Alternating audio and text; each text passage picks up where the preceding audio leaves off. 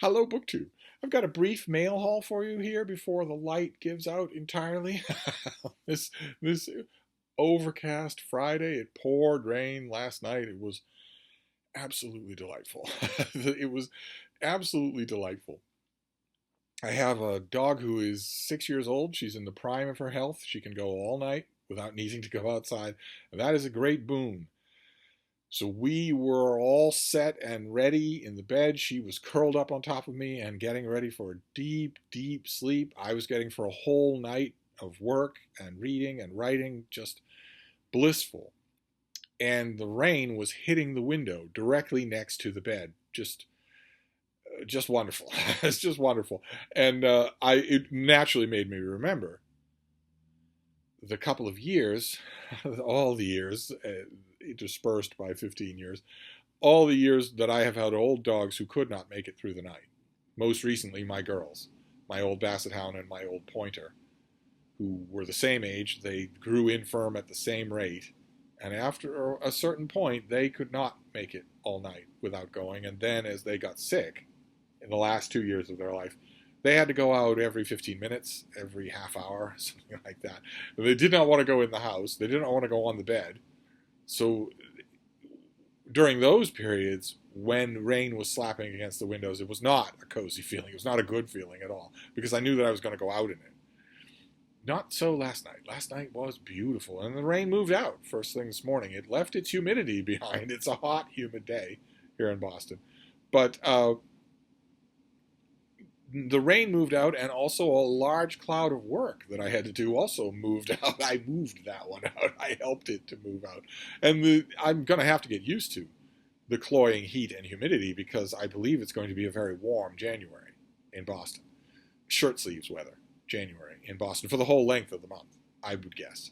So I'm going to have to get used to it. But this mail haul doesn't have to be really long, right? It doesn't have to be really long. We have one periodical and one package. Nothing wrong with that. We have the New Yorker with an absolutely wonderful cover. The title of this is called Family Man. That is just wonderful. I've been smiling the whole time that I've looked at it. It is by Paula Manelli. That is just fantastic. The title just makes it. But this has some book coverage that was of great interest to me. Jill Lepore reviews the January 6th committee report, many editions of which are coming out now. Many editions, different editions of which it's a public document. So what every publisher in the world is paying for is a different introduction. She read the one with the introduction by Benny Thompson, who was the chair of the committee. But there are lots of others. I've read a couple of introductions so far. And it's a bleak piece. It's a little bit picayune and a little bit of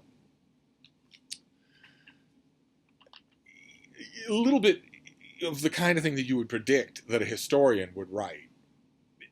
Nitpicking on what the committee's report says and doesn't say. And a lot of the stuff that Jill Lepore wants it to say is stuff that it would have been totally outside the committee's brief to even write about. But the last page of her review is unexpectedly heartfelt. It moved me because she starts off at the top of the last page of her review by saying, "Why should you believe this? Why believe?" And then she keeps hammering away at it. Why believe? Why believe? Why believe? Ends up being really good, towering and depressing, but really good. This is an essay that I have yet to get an actual print edition of the January 6th committee report. I'm definitely going to want one. I've read it. I've read it in ebook form, a couple of ebooks, but I don't have a print version of it yet. I will put this essay in whatever print version I get. And then Becca Rothfeld did a piece on the new issue of the new translation of the Diaries of Kafka that was really, really good. And she mentions, she had a really good phrase. Yeah, it's Ross Benjamin who does the translation. And she says that it is the first translation into English to convey the full extent of the diary's twitchy tenuousness. Oh, that was really, really well done. That was really well put. So those two bookish things very much worth keeping. I didn't get a copy of the print copy of the new translation of Kafka's Diaries. I think I only got an ebook of that. So I have an older edition of Kafka's Diaries that piece will go in, and I will pull out the Jill Lepore piece and trim it and fold it and put it in whatever physical copy of the January 6th committee report I get, and I will pull out that piece on Kafka's Diaries, and I will do the same thing. This presents more of a problem. I have a document box for 2023, largely empty.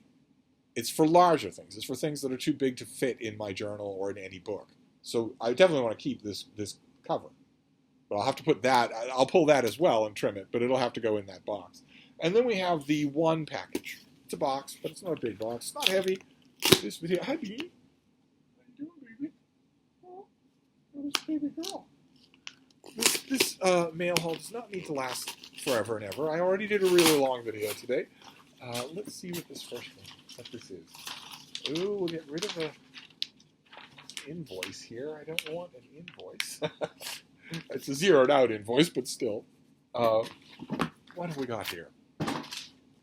Oh, fantastic. All right, this is another thing I got as an e-copy, but now I have the advanced copy. Great. I confess, I could not resist reading the e-copy. I got to it right away, and I really liked what I read. But it's good to have, a physical advanced copy, and then I'll get the finished copy. This is coming out in March, and this is by Stephen Ween, and it's called Best Minds: How Allen Ginsberg Made Revolutionary Poetry from Madness. Best Minds. Let me see what we can do here let's just read the back, shall we?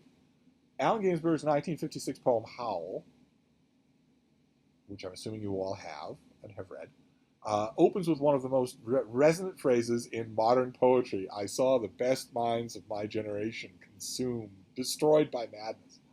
30 years later, Ginsberg entrusted a Columbia University medical student with the materials not shared by anyone else, including psychiatric records, which documented how he and his mother struggled with mental illness.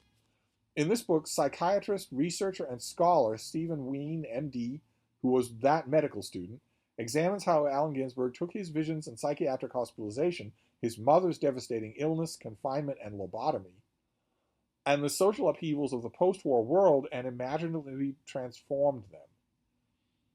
Though madness is often linked with hardship and suffering, Ginsberg showed how it could also lead to profound and redemptive aesthetic, spiritual, and social changes.